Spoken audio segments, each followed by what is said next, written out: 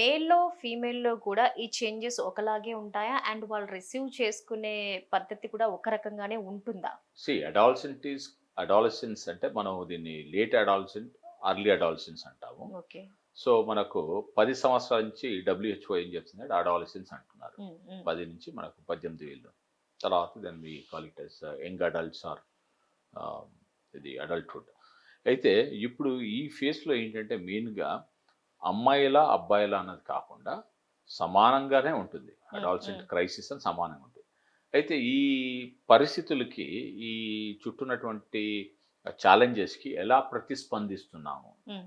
అన్నది వేరు వేరుగా ఉంటుంది. Okay. It may not be same with everyone. హ్మ్. ఓకే. సో, కొన్ని స్ట్రెస్‌ఫుల్ సిట్యుయేషన్స్‌లో కొంతమంది నవ్వుతూ ఉంటారు. హ్మ్. కొంతమంది స్ట్రెస్‌ఫుల్ సిట్యుయేషన్స్‌లో కామ్ అయిపోతారు. హ్మ్. కొంతమంది టెన్షన్‌గా ఫీల్ అవుతుంటారు. హ్మ్. కొంతమంది ఓకేలే ఇదంతా నార్మలే కదా! కామనేలే. కొంతమంది ఆ స్ట్రెస్‌ని కూడా ఎంజాయ్ చేస్తారు. దే విల్ హ్మ్. Gel with the stress. Okay. అంటే అందరూ మనుషులైనప్పటికీ దో జెండర్ డిఫరెన్సెస్ ఉన్నా కూడా ప్రతిస్పందించే విధానం సమానంగా ఉండదు. హ్మ్. ప్రాబ్లమ్ సమానంగా ఉన్నా ప్రతిస్పందించే విధానం వేరు వేరుగా ఉంటాయి. అంటే దీన్ని ఒక రకంగా మనం డిపెండ్స్ ఆన్ మెచ్యూరిటీ లెవెల్స్ అనుకోవచ్చా? విత్ మెచ్యూరిటీ పేరెంట్స్‌ని లెవెల్స్‌కి బట్టి రావటం. లేదండి. మెచ్యూరిటీ లెవెల్ అనే బదులు హ్మ్. యూజువల్‌గా ఏంటంటే ఇట్ ఈస్ బేసికల్లీ ఆహ్, ద ఇండివిడ్యువల్ డిఫరెన్సెస్. హ్మ్. మీరెందుకు అలా ఉన్నారు అంటే దానికి మనం రీజన్ ఏం లేదు. నేనెందుకు ఇలా ఉన్నాను అంటే రీజన్ లేదు. హ్మ్. సో, దీన్ని జస్ట్ నోటిసబుల్ డిఫరెన్స్ అంటారు. So, we all are unique. అందుకే మన రెస్పాన్స్ సిస్టమ్ కూడా హ్మ్. యూనిక్‌గా ఉంటుంది. హ్మ్. అలా అన్నమాట. సో, ఈ టైంలో పేరెంట్స్ ఎలాంటి కేర్ తీసుకోవాలి వాళ్ళ విషయంలో?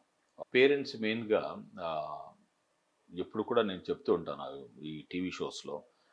పిల్లల పెంపకం అన్నది పశువుల పెంపకమే ఈజీ. పిల్లల పెంపకం చాలా కష్టం. వై? బికాజ్ దీంట్లో దే హ్యావ్ దేర్ ఓన్ యాంబిగిటీస్.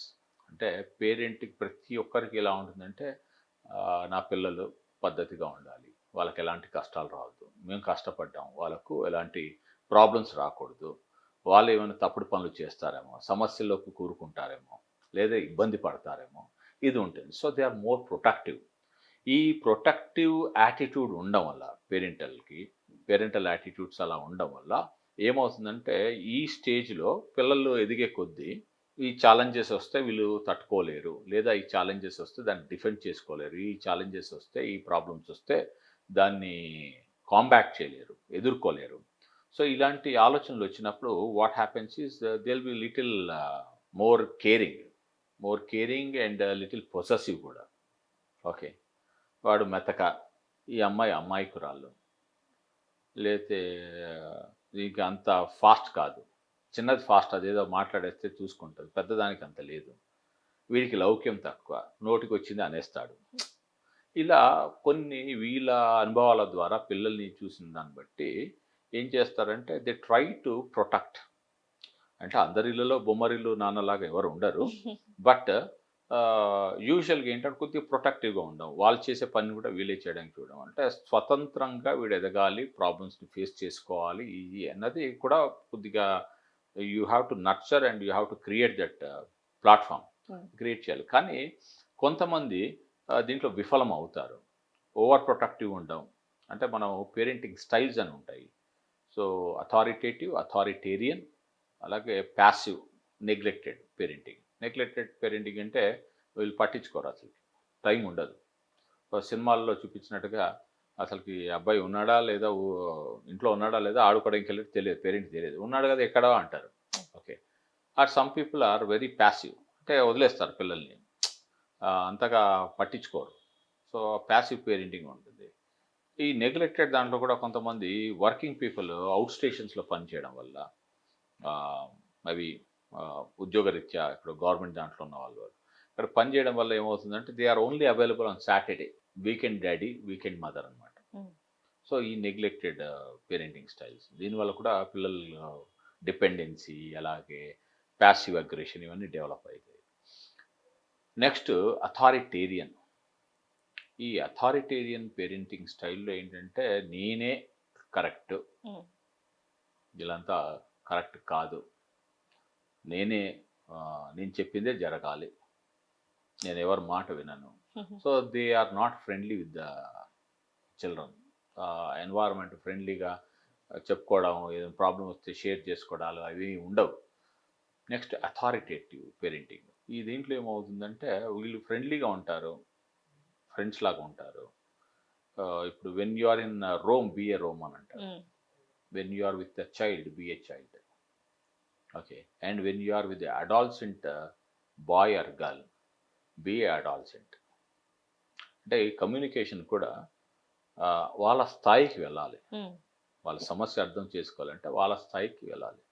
ఇప్పుడు ప్రజల వద్ద పాలనట్టుగా ఇక్కడ కూడా తల్లిదండ్రులు ఆ అడాలసెంట్, మీరు అక్కడి నుంచి వచ్చారు కదా, నేను అక్కడి నుంచి వచ్చాను కదా, so we all have to go to that level. వెళ్ళి అప్పుడు మాత్రమే ఆ కమ్యూనికేషన్ అన్నది కాంప్లిమెంటరీగా ఉంటుంది. వాళ్ళు చెప్పే సమస్య మనకు అర్థమవుతుంది. వాళ్ళు కూడా మా ఫాదర్ నన్ను ఒక సన్ లాగా చూడట్లు, మోర్ లైక్ ఈ seeing like a friend. Okay. So మా ఫాదర్ చాలా ఫ్రెండ్లీగా ఉంటాడు. Is the best friend. My mother is the best mother. So ఈ బెస్ట్ మదరు, బెస్ట్ ఫ్రెండ్ అంటే మదర్ నుంచి బెస్ట్ ఫ్రెండ్, బెస్ట్ ఫాదర్, ఇది రావాలి. సో వాళ్ళ మైండ్లో వస్తే ఏది ఉన్నా నేను మా డాడీతో మదర్తో చెప్పుకోవచ్చు. సో ఈయనలో కొన్ని ఛాలెంజెస్ ఏంటంటే అక్లమటైజేషన్, ఓకే, ఆర్ ఎన్వైరన్మెంట్కి అడాప్టేషన్ అన్నది. ఈ అడాప్ట్ అవ్వడంలో ఈ కొన్ని చేంజెస్ ఫిజికల్గా, మెంటల్గా ఈ చేంజెస్ రావడం వల్ల అన్ని కొద్దిగా కొత్తగా అనిపిస్తుంటుంది. మొన్నటి వరకు ఆడపిల్లలు మగపిల్లలు ఇది కలిసి ఆడుకునే వాళ్ళు, కొన్ని చేంజెస్ రావడం వల్ల మాట్లాడుకోరు. Some changes are there. లేదా they may be infatuation, attraction. ఇప్పుడు చిన్న చిన్న స్కూల్స్లో కూడా ఏ కంప్లైంట్స్ మా కౌన్సిలింగ్కి తీసుకొస్తుంటారు. ఏంటంటే ఎవరో లవ్ లెటర్ ఇచ్చారు, వాట్సాప్ మెసేజ్ పెట్టాడు, లవ్ లెటర్లు పోయి వాట్సాప్ మెసేజ్ వచ్చేసినాయి. సో ఇవన్నీ చిన్న చిన్నవి ఏంటంటే you have to sit across with the kids. వీళ్ళకి ఎక్స్ప్లెయిన్ చేయాలి, ఈ ఏజ్లో ఏంటి ప్రాబ్లం అంటే, okay that you have to validate the feeling. Okay fine, నీకు అట్రాక్షన్ అనిపిస్తుంది, it's quite normal. Okay, are you like him, are you this thing fine. This feeling అన్నది common for any one. అన్ని ఫీలింగ్స్లో ఇది ఒక feeling. It is only a feeling, it is subject to change. ఈరోజు ఈ వ్యక్తి మీద అనిపించింది, రేపు ఇంకో వ్యక్తి మీద అనిపించచ్చు. It's a feeling, right? So నువ్వు చేసే తప్పు కాదు అలా ఫీలింగ్ కలగడం. That love or infatuation quite common. It happens with any one of us. It might happen with every one of us at one juncture. నీకు ఈ ఏజ్లో ఎలా అనిపిస్తుంది, ఫస్ట్ ఫైన్. దాన్ని తప్పుగా తీసుకొని లవ్ లేదా ఇదేదో మ్యారేజ్ చేసుకోవాలి సినిమా టైప్లో కాకుండా ఇలా ఉంటుంది. సో వాళ్ళ ఫీలింగ్స్ని వాళ్ళకు అనిపించేదాన్ని షేర్ చేసుకునేటట్టు చేస్తే కమ్యూనికేషన్ కరెక్ట్గా ఉంటుంది. మనం వాళ్ళకు లెక్చర్లు ఇవ్వడము, పేరెంట్స్ అడాల్సెంట్ పిల్లలకి ఊరికి అది చెయ్యి ఇది చెయ్యి ఇది చెయ్యి అని చెప్పడం, చెప్పిందే 4 సార్లు చెప్పడం, ఎంబడ తగలడం, ఇలాంటివి మానుకోవాలి. ఒకసారి చెప్పాలి, చెప్పి ఇలా ఇలా కూర్చోబెట్టి చెప్పేసి, నీకే బెటర్, నీకు ఇంకా బాగా తెలుసు, నీకు అండర్స్టాండింగ్ ఉంది, నీకు తెలియదని నేను చెప్పట్లా, నీకు అన్నీ తెలుసు, కానీ ఇలా చేయడం ఎంతవరకు కరెక్ట్, దీని యొక్క రిజల్ట్స్ ఏమంటే ఒకసారి ఆలోచించుకోమని చెప్తున్నాను. తర్వాత you are responsible for your behaviour.